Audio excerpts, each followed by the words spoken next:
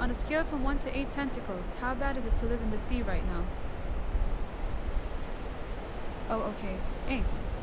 Pollution is basically anything bad for the environment. Of course, there are different types of pollution. There's noise pollution, there's air pollution, and there's water pollution. We're going to focus on water pollution, which is because we're focusing on the Red Sea.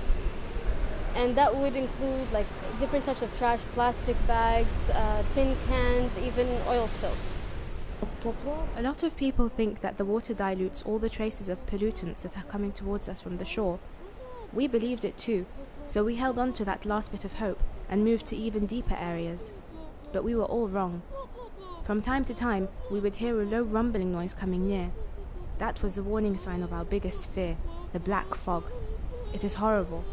Sometimes, when the rumbling comes too close, a black thick fog covers the surface and spreads out onto the entire neighborhood and our homes, its blackness mixing with our own water, suffocating it. We are lucky that it does not happen too often, but the chemical stress it has caused us all will linger on forever. So actually, because like the ones that are closest to the spill, okay, closer to the surface, of course we'll get a stronger and more direct effect.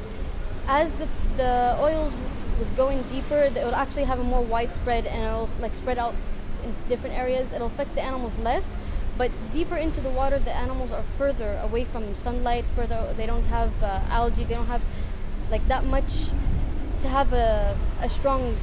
They don't have a strong immune system, and they have very low metabolism. So it's harder. It's a different effect, I guess you can say.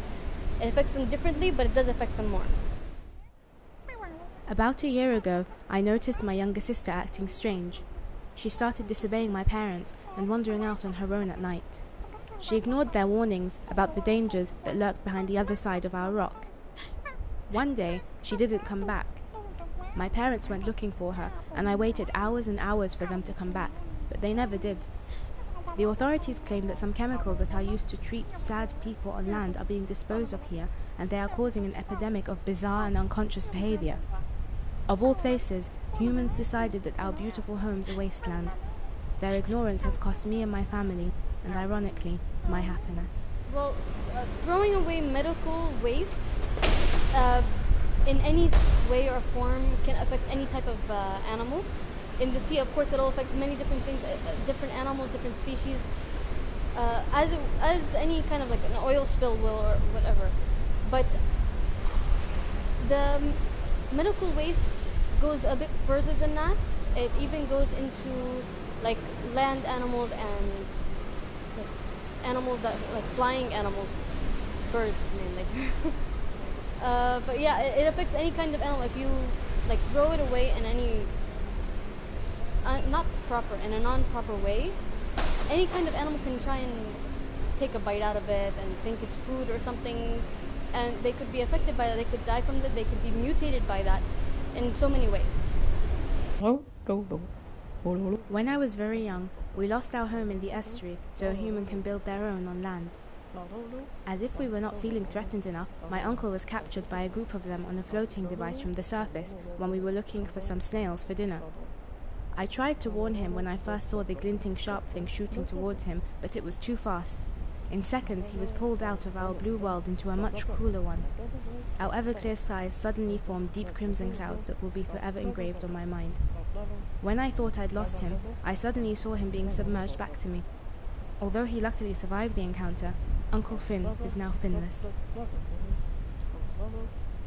Well, the friendliness of an animal, or the friendlier looking it is, does affect the way people actually care about an animal. You know, if you tell them like, so many people are going insane about the fact that there are a lot of things happening to like cats and dogs, that people actually like skin dogs alive for their fur and things like this, which is a terrible thing. I'm not saying it's good, it's a terrible thing. But when they hear something about that, because they love dogs, they care more about that. But when they hear something about like shark finning, they don't really care. Most people actually think like, you know what, so what, let the sharks go extinct. Awareness is actually kind of a hard thing. Many people think of it as a boring thing. Anything related to environmental anything, they automatically like brush it off. If it doesn't affect me directly, you know, I don't really care about it. That's basically the mindset of most people. So what, like, I personally, I think we should do, and what we are doing here at Fakieh Aquarium is actually trying to raise more awareness in a more fun way, trying to think basically outside of the box to like attach the environmental awareness, any type of environmental awareness, to something more fun, something more like entertaining, something more exciting, just to capture their attention, to actually get the message across. So one will do it, he can inspire others, and that group of people can inspire more, and so on and so forth. So that's my main request, I guess you could say. More than advice, it's a kind of a request. Please, for people to just like think before you throw.